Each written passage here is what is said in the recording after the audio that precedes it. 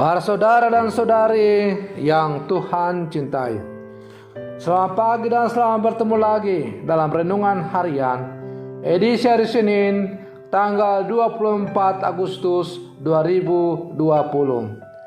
Hari ini gereja merayakan pesta Santo Bartolomeus Rasul. Mengawali hari yang baru ini, kita hendak mendengar dan merenungkan sabda Tuhan.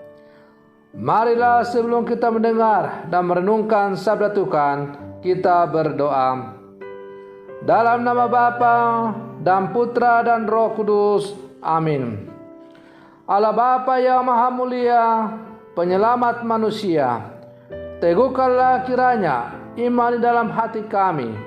Dengan iman itu, Rasul Bartolomeus sudah terpaut pada Kristus dengan hati tulus ikhlas. Semoga berkat doanya, gereja menjadi tanda dan saluran keselamatan untuk segala bangsa.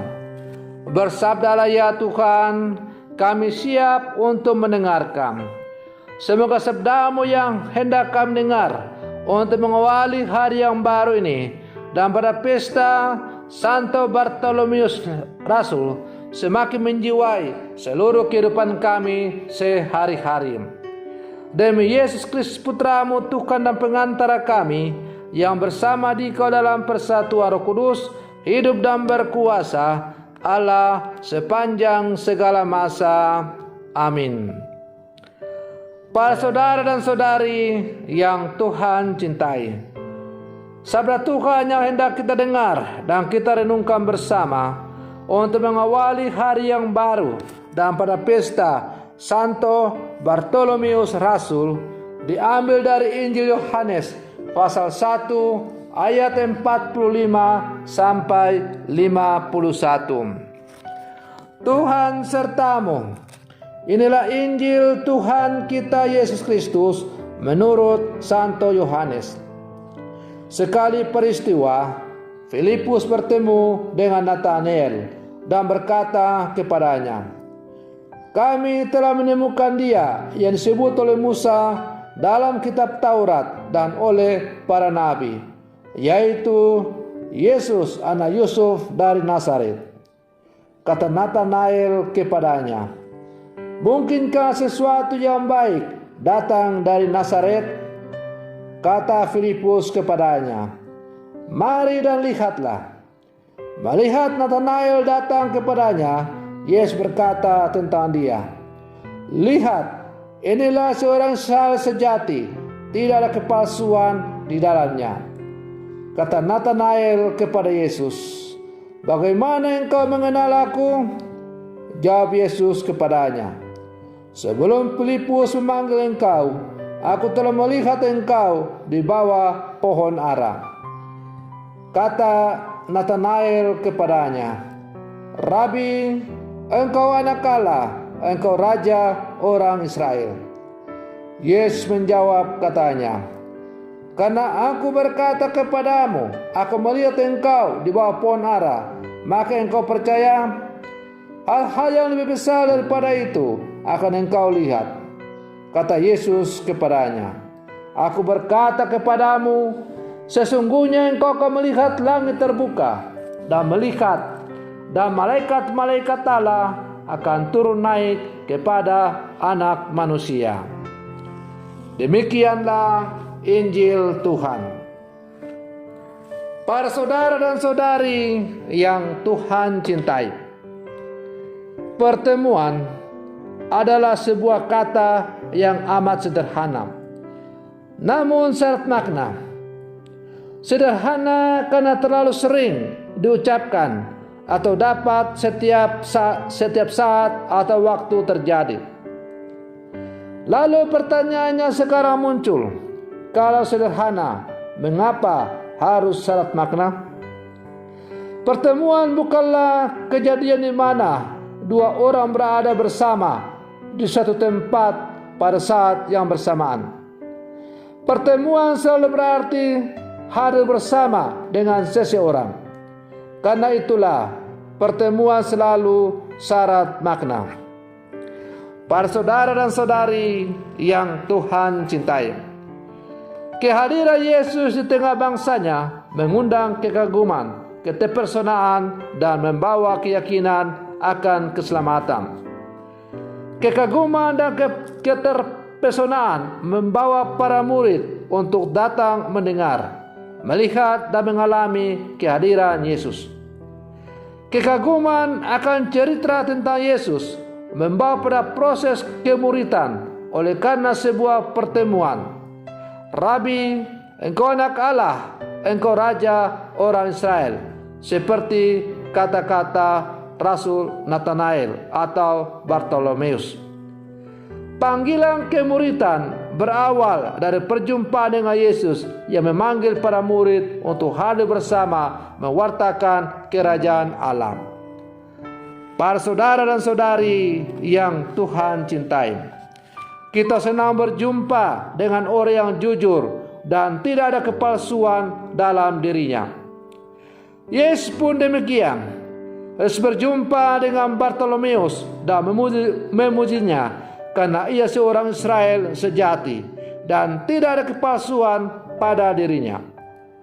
Yesus melihat ketulusan hatinya. Yesus tidak hanya memujinya, tetapi juga menjanjikan bahwa ia akan melihat kemuliaan Allah. Dan memang ketika meninggal, Bartolomeus memandang kemuliaan Allah. Para saudara dan saudari yang Tuhan cintai, Santo Bartolomeus Rasul, atau yang kita kenal dalam bacaan Injil tadi Nathanael, yang hari ini dirayakan pestanya oleh gereja, mengajarkan kepada kita untuk ambil bagian dalam kemuritan Kristus. Panggilan kemuritan adalah inisiatif Tuhan sendiri, tetapi Tuhan meminta jawaban dan kesediaan untuk ambil bagian dalam perutusannya. Tindakan untuk datang kepadanya, mendengar dan berjumpa dan hadir bersama Yesus adalah perjalanan seorang murid. Hadir bersama Yesus berarti pula hidup dan ambil bagian dalam tugas perutusannya. Para saudara dan saudari yang Tuhan cintai, dalam bacaan Injil tadi juga dikisahkan bagaimana awal perjumpaan Rasul Bartolomeus atau Nathanael dengan Yesus.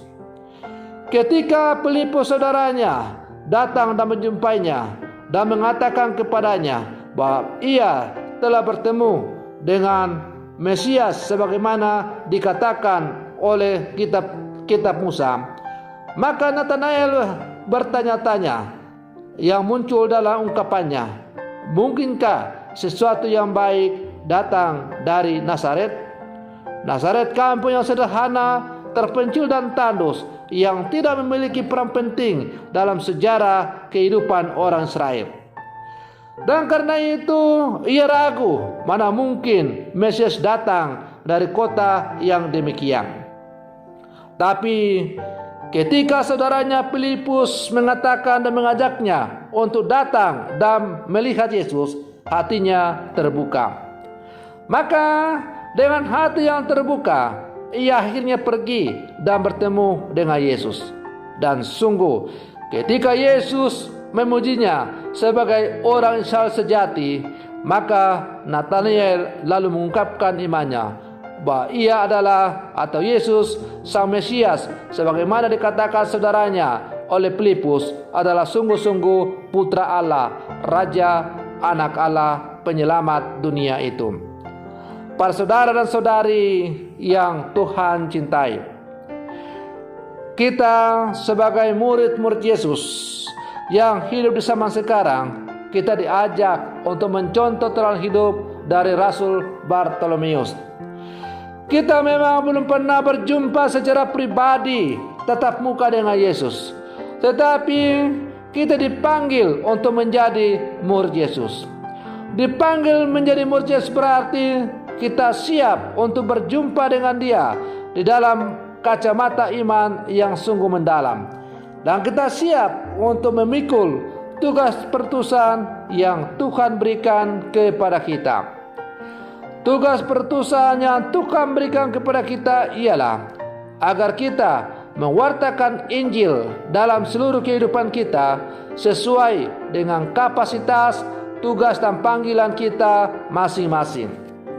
Kalau saya sebagai seorang dipanggil secara khusus sebagai seorang gembala, maka cara saya mewartakan Injil perutusan dari Yesus adalah dengan setia menjalankan tugas dan panggilan saya sebagai seorang yang dipanggil oleh Tuhan secara khusus. Kalau Bapak Ibu sebagai seorang awam dipanggil oleh Tuhan untuk mewartakan kerajaan Allah, maka kalian sebagai umat awam mewartakan Injil dengan setia pada tugas dan panggilan kalian masing-masing. Misalnya, setia pada janji perkawinan yang telah kalian ucapkan. Misalnya, setia mendidik dan membesarkan anak-anak yang dianugerahkan Tuhan kepada kalian dalam terang iman kekatolikan yang sejati. Misalnya, setia menjalankan tugas dan panggilan yang kalian emban, mungkin sebagai tukang ojek, sebagai pendidik, sebagai aparat hukum, sebagai PNS, sebagai petani, nelayan, dan sebagainya. Melalui tugas dan panggilan kita masing-masing itulah kita dipanggil untuk menjadi murid Yesus dan mewartakan Injil dalam seluruh kehidupan kita. Maka marilah sebagai murid-murid Yesus yang hidup di zaman sekarang, dengan mencontoh teladan hidup Rasul Bartolomeus, hendaklah kita menjadi orang-orang Katolik sejati, di mana tidak ada kepalsuan dalam hidup dan panggilan kita sebagai orang-orang Katolik yang sejati. Semoga permenungan saya untuk mengawali hari yang baru ini semakin mengajak kita dan memampukan kita untuk hidup sesuai dengan apa yang diajarkan oleh Tuhan kepada kita, dan semakin memampukan kita untuk hidup sebagai orang-orang Katolik yang sejati. Semoga demikian. Selamat pagi. Tuhan Yesus memberkati.